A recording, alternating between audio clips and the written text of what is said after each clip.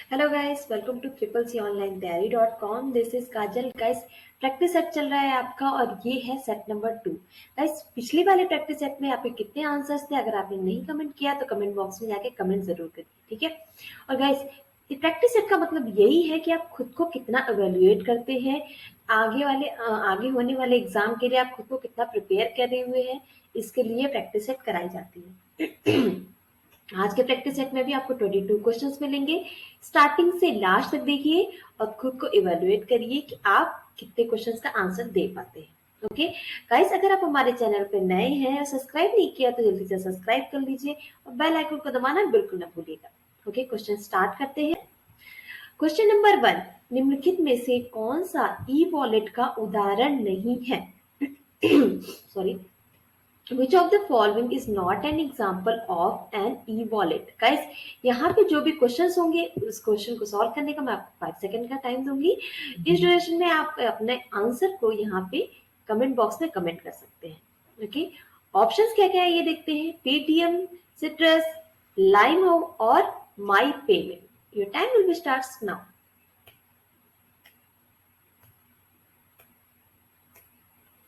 Okay guys, यहाँ पे आपका ऑप्शन नंबर डी करेक्ट है।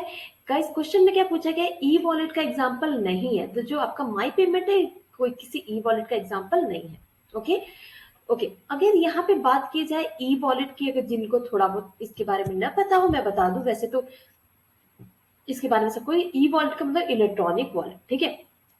जैसे कई बार इसका फुल फॉर्म भी पूछा जाता है तो ये आपको पता होना चाहिए। ई स्टैंड्स फॉर इलेक्ट्रॉनिक, जैसे आपका ईमेल में और इसका ये सारी चीजों में होता है, वो क्या है? इलेक्ट्रॉनिक, ठीक है। ये क्या होता है? It is a type of electronic cards which is use to transaction mode online through a computer और अ स्मार्टफोन। ओके, बेसिकली इसके बारे में बहुत ज्यादा जानने की वो जरूरत नहीं है। इसके कई सारे मेन दो फंक्शंस में डिवाइड किया गया है इसको। एक आपका जैसे डिजिटल वॉलेट्स की अगर हम बात करें, जो हमारे मोबाइल्स में होता है, digital wallets are financial accounts that allow, जो हमारे अकाउंट से लिंक होता है और वो अलाउ करता है यूजर्स को स्टोर करने के लिए फंड्स, मेक ट्रांजेक्शन करने के लिए और ट्रैक करने के लिए अपने पेमेंट को, यानी आपने प्रीवियस ईयर में क्या क्या पेमेंट किया है। मतलब अगर आपने अगर आजकल तो आपको पता है सारी चीजें, सारा पेमेंट आपका इलेक्ट्रॉनिक ही होता है। तो अब ये चीज आपको अगर याद नहीं रहती तो वहां पे आपके सारे आपको हिस्टोरिकल डेटा का पूरा फॉर्मेट मिल जाएगा, उसमें आप वो भी ट्रैक कर सकते हैं। ओके, क्वेश्चन नंबर 2 की तरफ चलते हैं। क्वेश्चन नंबर 2, किसी कंपनी द्वारा ग्राहक को प्रोडक्ट सेल करना निम्न में से किसका उदाहरण है? Which of the following is an example of a company selling a product to a customer? Options are B2B, B2C, C2B और C2C। ओके गाइस, यहाँ पे मैंने कई बार बताया है। ओके, पहले 5 सेकंड का टाइम देते हैं, आप बताओ कौन क्या आंसर होगा।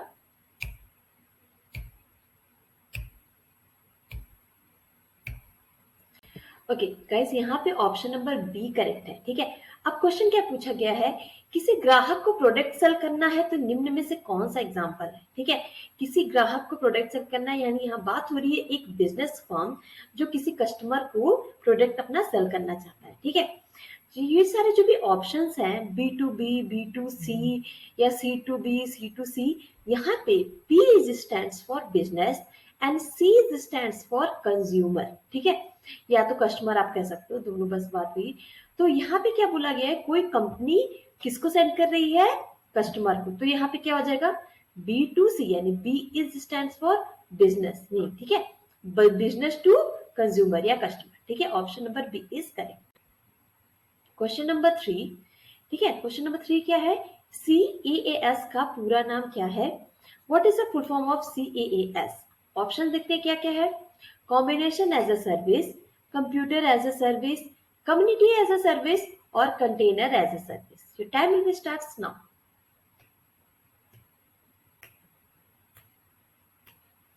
ओके गाइज, यहाँ पे आपका ऑप्शन नंबर डी करेक्ट होगा। क्या? कंटेनर एज ए सर्विस, ठीक है। ये आपका इसका फुल फॉर्म है क्या? CAAS का, ठीक। अब गाइस CaaS क्या है? ये आपका एक तरह का क्लाउड सर्विस है। क्या है? एक तरह की क्लाउड सर्विस है जो कि आपको अलाउ करता है, सॉफ्टवेयर डेवलपर्स को अलाउ करता है, आईटी डिपार्टमेंट्स को अलाउ करता है। क्या चीज के लिए अलाउ करता है?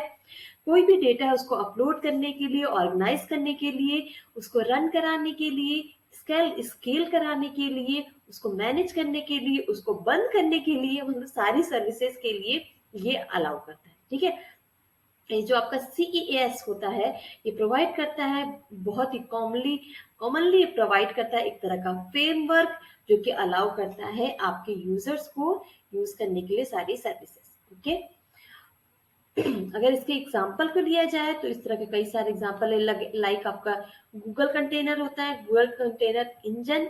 ठीक है, उसको GKE बोलते हैं। इस तरह का AWS, आपका ECS जो है, आपका एजोर के नाम तो आपने कई बार सुना होगा, आपका ACS है, आपका POTL है। ये सारी चीजें आपका एग्जाम्पल है CEAS की। ठीक है, क्वेश्चन नंबर 4, विंडो 10 में बाय डिफॉल्ट कौन सा ब्राउजर होता है? Which browser is by default in Windows 10? Options क्या क्या है? बायडू, सफारी, माइक्रोसॉफ्ट एज और Internet Explorer. Your time will be starts now.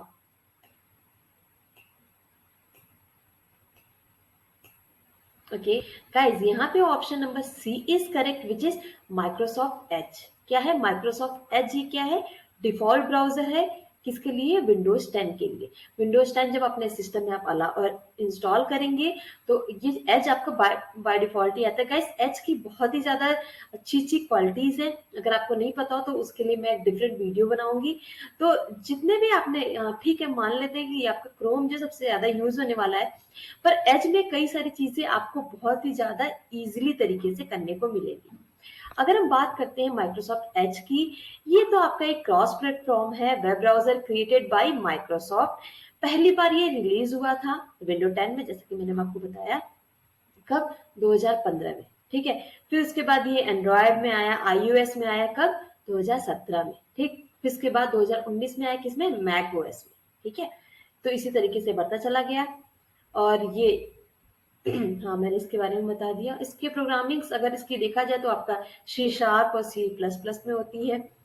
Okay, इतना काफी है। नेक्स्ट क्वेश्चन की तरफ चलते हैं। क्वेश्चन नंबर 5, निम्नलिखित में से कौन सा एक लूप बैक आईपी एड्रेस है? Which of the following is a loop back IP address? Options are 127.0.0.1, 127.0.1.0, 127.0.1.1, 127.0.0.0। ठीक है, तो गाइस इसमें ऑप्शन बताइए क्या सही होगा। ये time will be starts now.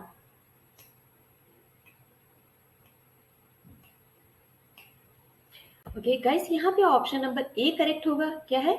127.0.0.1। ठीक है, ये अब यहाँ पे जो लोगों को नहीं पता लूप बैक आईपी एड्रेस क्या होता है वो बता दूं। ये जो आपका आईपी एड्रेस है 127.0.0.1 को, इस आईपी एड्रेस को क्या बोलते हैं? लूप बैक एड्रेस बोलते हैं। इसमें क्या होता है? पैकेट जो भी होता है ये सेंड किया जाता है। एक इसमें क्या होता है? Packet send to the address never reach the network. ठीक है, ऐसे पैकेट जो भी अपने नेटवर्क तक नहीं पहुंच पाते हैं तो वो क्या करते हैं? लूप्ड होके वहां पे किसमें? नेटवर्क इंटरफेस कार्ड्स पे आते हैं। ठीक है, अब ये उसी के लिए यूज किया जाता है। किस लिए यूज किया जाता है? This can be used for diagnosis purpose of verify that the internal path through the TCP/IP protocol। TCP/IP protocol के बारे में हम लोगों ने ऑलरेडी डिस्कस किया है। TCP/IP प्रोटोकॉल के थ्रू मदद करके जो भी एड्रेस, जो सेम एड्रेस पे अपने डेस्टिनेशन पर नहीं पहुंच पाते हैं, ये उन्हीं के लिए यूज होता है। ओके, क्वेश्चन नंबर 6, निम्नलिखित में से यूएसएसडी किसने लॉन्च किया था? USSD was launched by which of the following? Options are RBI, SBI, Bank of Baroda or Union Bank of India. Your time will be starts now.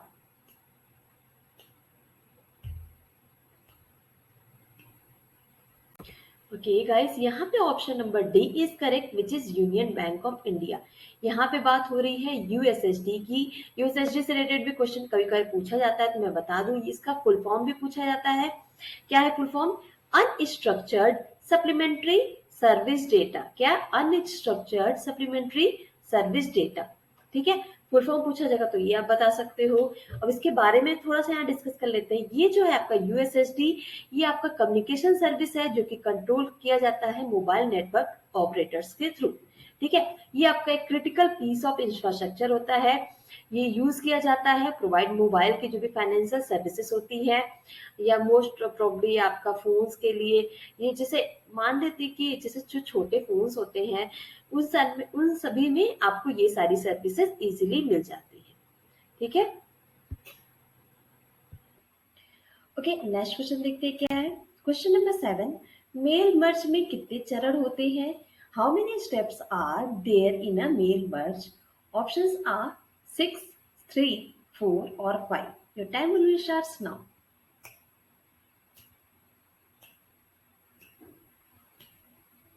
Okay guys, यहाँ पे option number D is correct, ठीक है। यहाँ पे अगर आप Google भी करेंगे तो कई सारे कंफ्यूजन आते हैं कि 4 स्टेप्स है कि 6 स्टेप्स है कि 5 स्टेप्स है।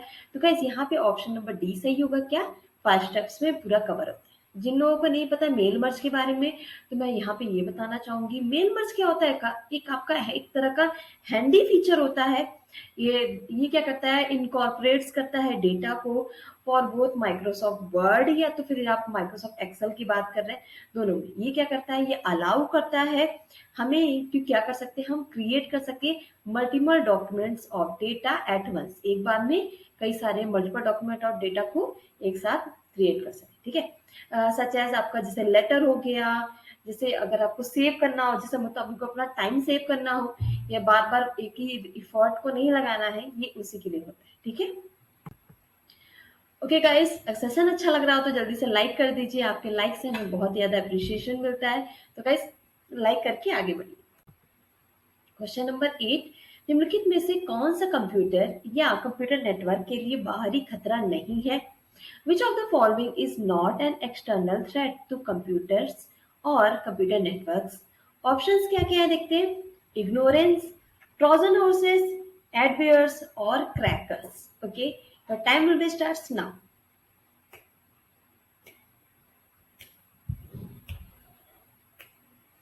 ओके गाइस, देखिए यहाँ पे आपका ऑप्शन ए सही होगा। पहले ध्यान से इस क्वेश्चन को पढ़ते हैं क्या दिया हुआ है।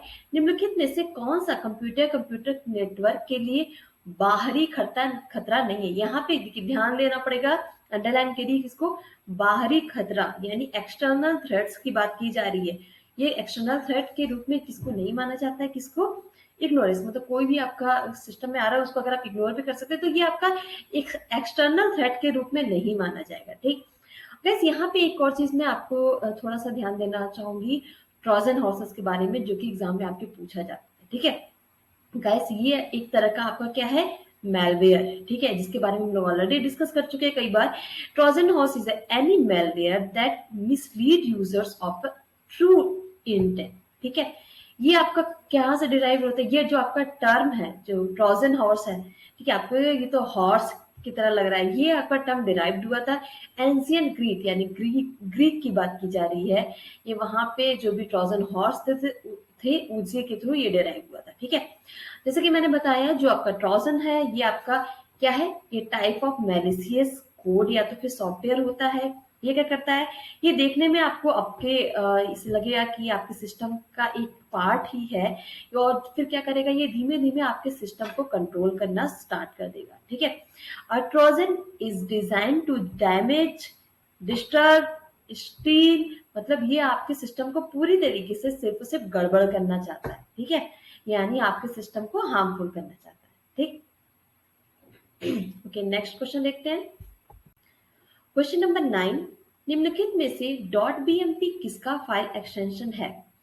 .bmp is a file extension of which of the following? Options are bitmap image file, second is bitmap image file, bitmap video file, or none of the above. Your time will be starts now.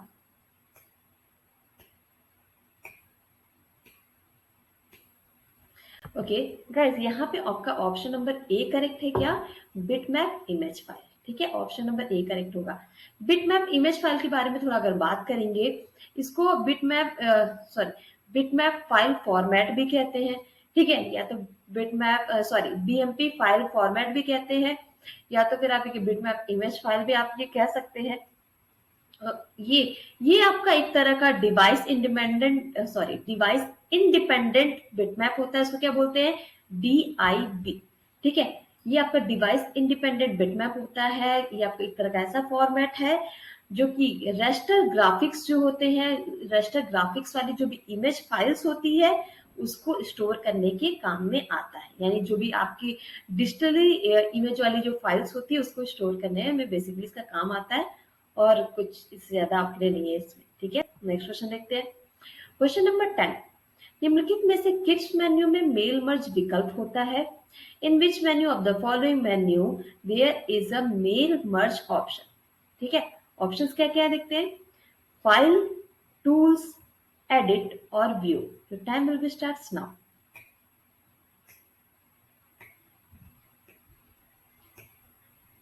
Okay guys, यहाँ पे option number B correct है आपका। क्या? Tools. Tools menu में आप जाएंगे, वहां पे आपको मेल मर्ज का ऑप्शन मिल जाएगा। गाइस, इस तरह के क्वेश्चंस को मेरा आपसे रिक्वेस्ट है, आप एक बार सारे मेन्यूज को खोल के देखो, किस मेन्यू में कौन कौन से ऑप्शंस आते हैं। ये आपके लिए बहुत ही ज्यादा हेल्पफुल रहेगा। क्वेश्चन नंबर 11, पॉप का पूरा नाम क्या होता है? What is the name of pop यानी POP? ऑप्शंस क्या क्या है? Post office protocol, public office protocol, post oriented protocol और none of these. Your time will be starts now.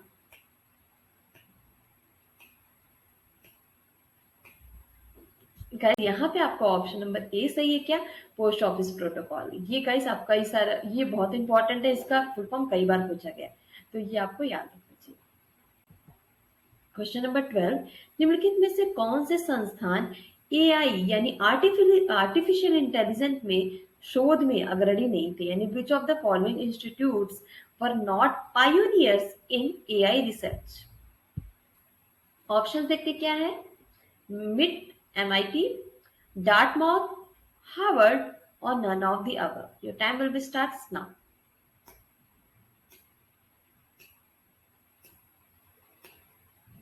Guys, यहाँ पे आपका ऑप्शन नंबर सी करेक्ट है। क्या? हार्वर्ड। गाइस, इसके अलावा जो ये दोनों हैं, मतलब ए और बी ऑप्शन है, आपका डार्टमाउथ और मिट, ये दोनों AI के जो भी आपके AI इंस्टीट्यूट के पायोनियर्स थे, AI रिसर्च के। ठीक है, बट ये आपका जो हार्वर्ड नहीं है वो उसने शोध में अग्रणी नहीं थे। ठीक है, तो डार्टमाउथ की बात करते हैं। तो गाइस, डार्टमाउथ अगर आपने नहीं नाम सुना तो उसके बारे में बता दूं, ये ये आपके वर्ल्ड का ग्रेटेस्ट एकेडमिक इंस्टीट्यूट है। ये आपका मेंबर ऑफ IVY लीग होता है। ठीक है, डार्टमाउथ ये इसमें इसका एजुकेटिंग लीडर्स ये कब से है आप समझ रहे हो, 1769 1769 से ये है, यानी इतनी पुराना है। सोचिए इसका इसका लेवल इसमें बहुत ज्यादा बढ़ गया है। क्वेश्चन नंबर 13, निम्नलिखित में से कौन सा प्रोग्राम पैटर्न के लिए दिए गए इनपुट को खोजता है? Which of the following programme searches the given input for the pattern? Option देखते क्या क्या है। सर्च, ग्रेप, कैट और short. The time will B start now.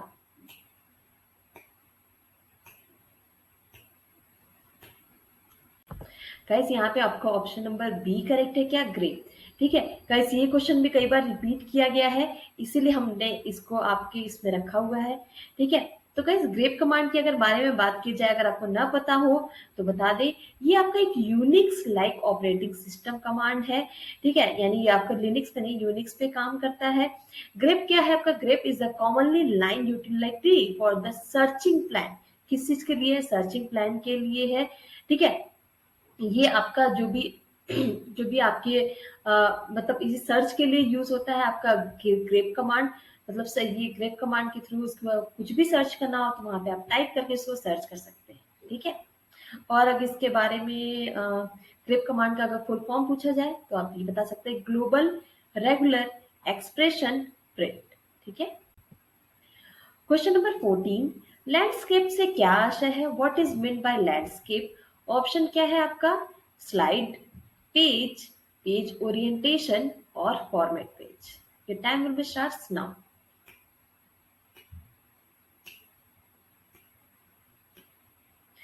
Okay guys, यहाँ पे option number C is correct which is page orientation. ठीक है, landscape क्या है गाइस, ये आपका एक ओरिएंटेशन को दर्शाता है कि किस टाइप का आपका पेज हो सकता है। ठीक है, लैंडस्केप हो या पोर्ट्रेट हो या कुछ भी हो, ठीक है, सॉरी हॉरिजॉन्टल हो, ठीक है, तो ये आपका पेज का ओरिएंटेशन दर्शाता है, इसलिए option number C is correct.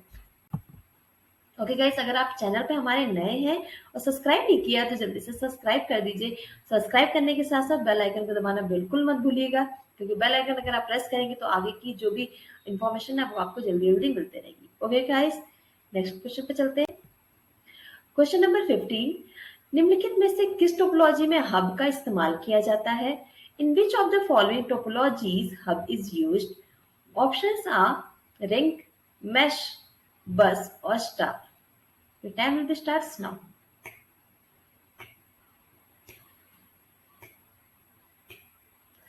Guys, यहाँ पे आपका ऑप्शन नंबर डी करेक्ट है। क्वेश्चन में क्या पूछा गया है, किस टोपोलॉजी में हब का इस्तेमाल किया जाता है? कई सारे स्टूडेंट कंफ्यूज होते हैं मैश और स्टार में। हाँ, क्योंकि देखिए रिंग टोपोलॉजी में आपको पता है कि रिंग के शेप में होता है, उसमें कोई भी एक सिंगल हब नहीं होता।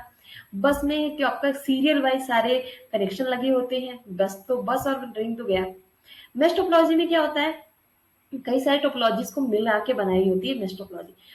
बस इसमें कंफर्म नहीं है कि इसमें स्टार टोपोलॉजी होगी या नहीं। स्टार टोपोलॉजी को भी हम इसमें कनेक्ट नहीं कर सकते, क्योंकि एक पर्टिकुलरली हमें एक ही हब बनाना पड़ेगा। कई सारे टोपोलॉजीज को मिला के बना सकती है, बट स्टार टोपोलॉजी में तो भाई कंफर्म है एक हब होगा और उस हब से कनेक्टेड होंगे कई सारे नोड्स। ठीक है, तो यहाँ पे आपका option number D is correct which is star. Question number 16, microprocessor किसके लिए होता है? What is a microprocessor for? Options are washing machine, fan, computer और बाइसाइकिल। ये तो मे भी सबको पता होगा, जल्दी से आंसर दीजिए क्या है।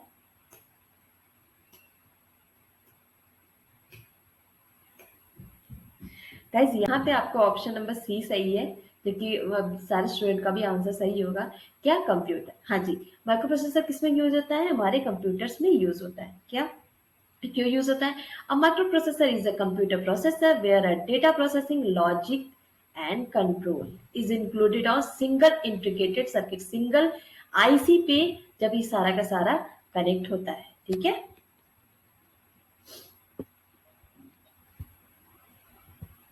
देखिएगा इस माइक्रो प्रोसेसर के नाम से ही पता चल रहा है माइक्रो यानी छोटे छोटे प्रोसेसर्स जो एक ही साथ कंक्लूडेड हो।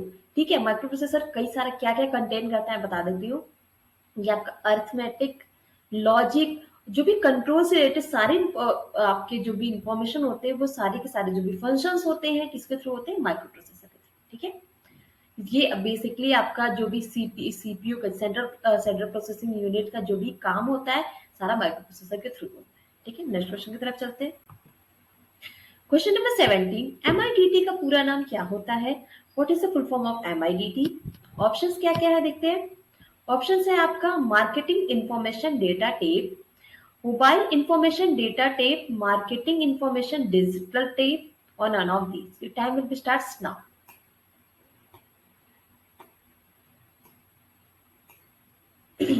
सॉरी गाइस, यहाँ पे आपका ऑप्शन नंबर ए करेक्ट है। क्या? Marketing information data tape. ठीक है, इसका भी कई बार पूछा गया तो ये आपके दिमाग में रहना चाहिए कि क्या होता है इसका फुल फॉर्म। क्वेश्चन नंबर 18, किसी विशेष सेवा के लिए व्यावसायिक संगठनों के मिलान को क्या कहा जाता है? Okay, matching of business organisation for a particular service is called.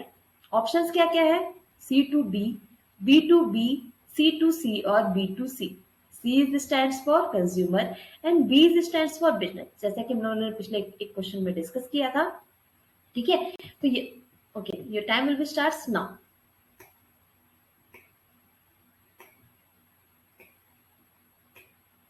Okay guys, यहाँ पे ऑप्शन नंबर बी सही होगा। क्या? क्वेश्चन में ध्यान से पढ़िए, किसी विशेष सेवा के लिए व्यवसायिक संगठनों यानी व्यवसायिक जो भी संगठन है दोनों टाइम क्या है, ये आपका सेंडर रिसीवर दोनों क्या है? व्यवसायिक संगठन यानी बिजनेस ऑर्गेनाइजेशन। आपका सेंडर भी वही है, आपका रिसीवर भी वही है, तो क्या है? दोनों दो बिजनेस के बीच में यहाँ पे कम्युनिकेशन हो रहा है, तो क्या होगा? बी टू बी यानी business to business. Option number B is correct. Question number 19, निम्नलिखित में से कौन सा प्रथम डिजिटल इलेक्ट्रॉनिक कंप्यूटर है? Which of the following is the first digital electronic computers? Options are ADAC, ENIAC, UNIVAC or none. Your time will be starts now.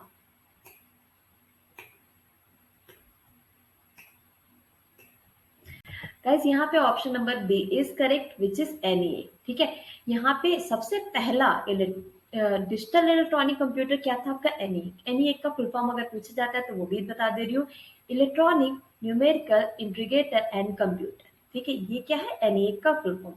ठीक है, ये किसके थ्रू आया था, जॉन मुशली और जे प्रेस्पर ई कार्ड के थ्रू। ठीक है, ये भी कई बार पूछा जाता है कि कौन इसके इन्वेंटर थे। ठीक है, तो इन्वेंटर अगर पूछा जाए तो जॉन मुशली। जॉन मुशली की स्पेलिंग बता दी JOHNMUCHLY और ई कार्ड क्या होगा ECKERT। ठीक है, कब आया था 1946 में। ठीक है, ये इतना पहले था। ठीक है, की डिजाइनर बस बोल देंगे मेन डिजाइनर कौन था, तो आपका जो कार्ड था ना ECKERT वो। ओके, नेक्स्ट क्वेश्चन तरफ चलते हैं। क्वेश्चन नंबर 20, निम्नलिखित में से कौन सा OS नहीं है यानी ऑपरेटिंग सिस्टम नहीं है। Which of the following is not an operating system. Options are Palm, Android, लॉस और मैंगो। Time starts now.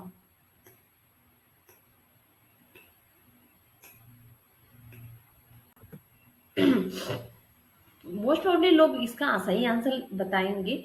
ठीक है, कि आपका डी वाला जो ऑप्शन है मैंगो, वो आपका कोई ऑपरेटिंग सिस्टम नहीं है। अब वही कहोगे भाई मैंगो यानी आम, जो तो खाने की चीज होती है, ऑपरेटिंग सिस्टम कहाँ से हो गई।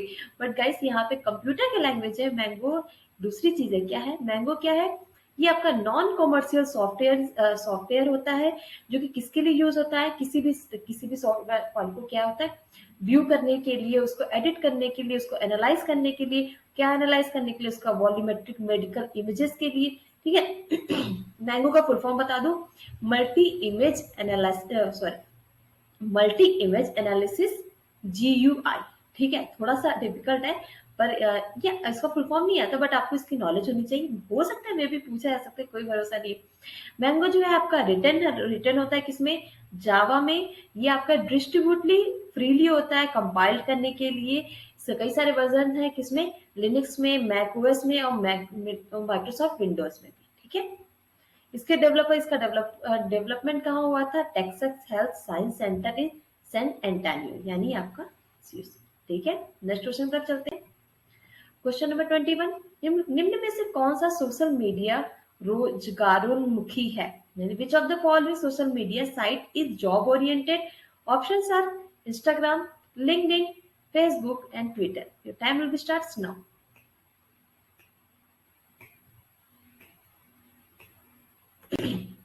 गाइस यहाँ पे ऑप्शन नंबर बी करेक्ट है।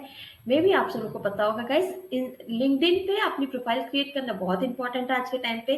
ठीक है, मैंने भी क्रिएट किया, आप लोग भी क्रिएट कर लीजिए। कोई डिफिकल्टी आ रही है कमेंट बॉक्स में कमेंट करिए, मैं आपको वहां पे गाइड करूंगी कि क्या प्रॉब्लम आ रही है। ठीक है, ओके गाइस, यहाँ पे बी वाला ऑप्शन आपका सही था। Next, last but not the least, last question पे चलते हैं। क्वेश्चन नंबर 22, क्लास डी का उपयोग मल्टीटास्किंग के लिए किया जाता है। इज इट ट्रू और false. Class D is used for multitasking. Your time will starts now.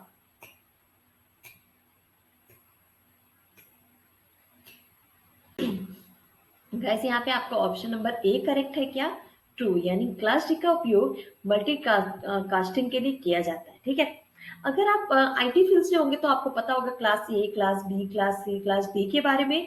तो ठीक है, यहाँ पे गाइस और सारे को ना बताते हुए मैं क्लास डी के बारे में थोड़ा सा बताना चाहूंगी, जिनका IP एड्रेस क्या होता है 224 224.0.0.0 से 239.255.255 के बीच में हो सकता है, होता है।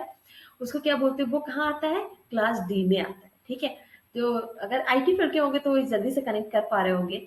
ठीक है, मल्टीकास्टिंग के लिए यहाँ पे यहाँ पे क्या होता है, सोर्स एड्रेस के लिए इसको यूज किया जाता है, कोई भी अगर आपका ट्रैफिक आ रहा हो तो। ठीक है, तो गाइस ये आपका आज का लास्ट क्वेश्चन था। सारे क्वेश्चंस को आपने हैंडल किए, उसके लिए बहुत बहुत धन्यवाद। सेशन को लाइक कर दीजिए, कमेंट करिए, कोई भी डिफिकल्टीज हो अपने दोस्त यार में इसको सेशन को शेयर जरूर करिएगा। ओके गाइस, अगर आपने हमारे टेलीग्राम चैनल को नहीं ज्वाइन किया जल्दी से ज्वाइन कर लीजिए, आपको इस सेशन का PDF मिल जाएगा और लाइव अपडेट्स आपको मिलते रहेंगे। सेशन क्लास नए हैं तो सब्सक्राइब करना बिल्कुल मत भूलिएगा और बेल आइकन को दबा दें। Guys, thank you very much, see you in the next class.